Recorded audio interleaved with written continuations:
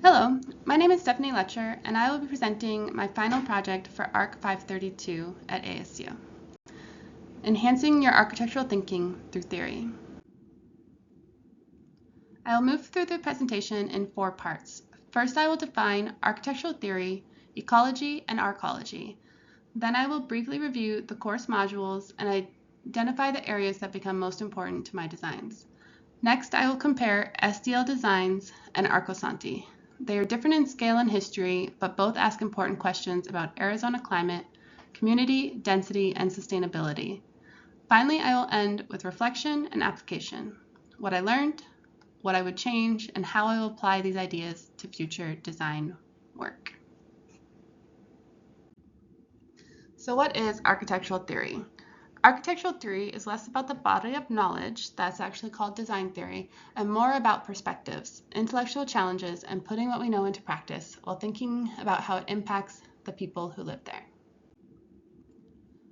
Ecology in architecture is a design philosophy that treats buildings as living, integrated components of their surrounding natural environment rather than isolated structures. And that is important because arcology is the fusion of architecture with ecology, a comprehensive urban perspective, and recognizes the necessity of the reorganization of the sprawling urban landscape into dense, integrated, three-dimensional cities.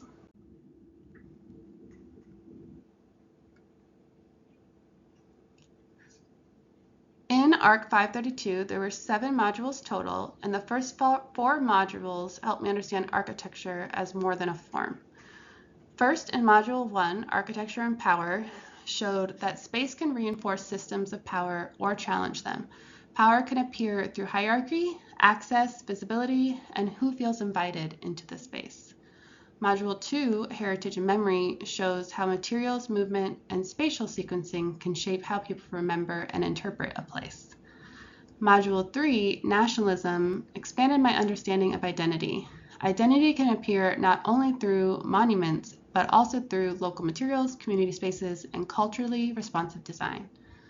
Module 4 on phenomenology focused on the lived experience from the first person point of view. It focused on how architecture is experienced through the senses, movement, light, atmosphere, and human perception. The later modules connected more directly to urban and environmental systems. Module 5, Reverse City, challenged the idea of a city as a fixed object. It pushed me to think about cities as adaptive systems that respond to social, environmental, and economic conditions. This connects closely to sprawl, density, and walkability. Module 6, Ecology, positioned architecture within larger environmental systems, including climate, resource, landscape, and human behavior. They showed that sustainability is not only technical performance, it's also about how people live within the environment. Module 7, The Meaning of Being Human, raised questions about technology, AI, creativity, and authorship. My main takeaway was that even as tools change, architecture still has to remain human-centered.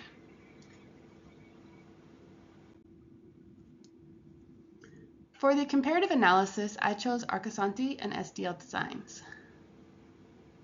SDL Designs is my own urban farm community designed in 2024 for a Studio One class here in Phoenix, and the location was South Central Avenue and East Olympic Drive in Phoenix, Arizona. The project focuses on balancing common areas, private residential space, farming, markets, and the surrounding environment. Arcosanti was founded in 1970 and is in Mare, Arizona, designed by Paolo Salori. It was intended as a prototype for arcology, where architecture and ecology could come together in a compact and sustainable model of urban life. This comparison is useful because both projects respond to the Arizona desert, but on different scales. Arcosanti is visionary and experimental. SDL Designs is local and community-based. Setting them together helped me ask how a large theoretical idea can strengthen a smaller urban design. It's also of note that Arcosanti was built on the intention of having 1,000 residents, and now currently it holds 100. But I think Arcosanti is more relevant today than maybe it even was in 1970.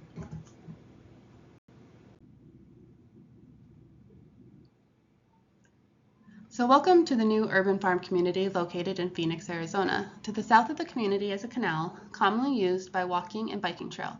To the east is an elementary school, and to the north is a sports complex.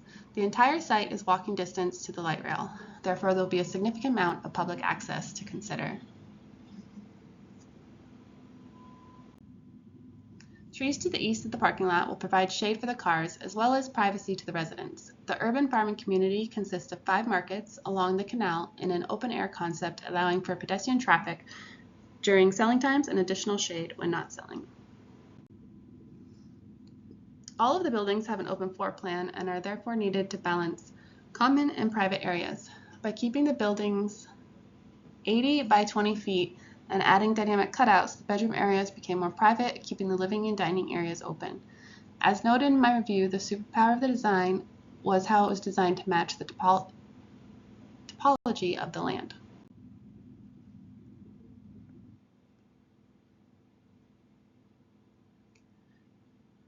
Arcosanti began construction in 1970 through the Cosanti Foundation. It was designed as a prototype arcology in the Arizona desert and became a testing ground for Solari's urban ideas. What makes Arcosanti important is that it's not only a building project, but it's also a critique of the modern city. Solari questioned whether spread out, car-dependent, resource-heavy urban growth was the best expression of human life. Arcosanti sits in a higher elevation desert environment, so climate is still central to the project. Its use of mass shade orientation and communal outdoor spaces reflects an attempt to respond to place rather than ignore it. In that sense, Arcosanti is both theoretical and practical. It is a built argument that another urban model is possible.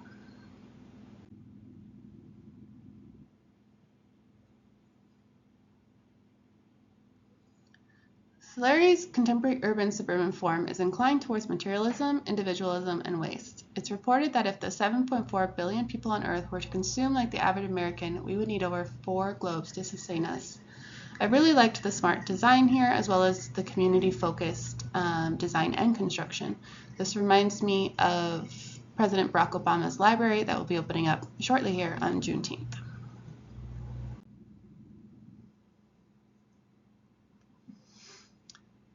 Solari proposes a highly integrated and compact 3-dimensional urban form that is the opposite of urban sprawl, with its inherently wasteful consumption of land, energy, resources, and time, and tendency to isolate people from each other and the community.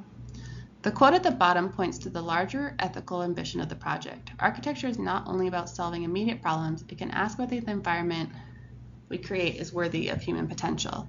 And the quote by Ada Louise Huxtable is, "If you believe that human spirit deserves and is capable of better than it has gotten environmentally, go to Cosanti." One day I hope someone says that about my designs. So in my reflections, the course definitely did change the way I evaluated my SDL designs. From Architecture and Power, I learned that the community space can create or disrupt hierarchy. In my original design, some centrally located buildings could be read as having more importance or authority than others. Moving forward, I revised the layout so the center feels more shared and community focused. From Phenomenology, I learned to think more carefully about the sensory experience, how people move, what they see, where they pause, and how transitions happen between public and private spaces. From Reverse City, I realized that SDL designs already includes compactness, walkability, and resistance to sprawl, but Arcosanti shows a much deeper level of integration. From Ecology, I became more aware that the canal, shaded walkways, markets, farming, and courtyards should work together as one ecological and social network.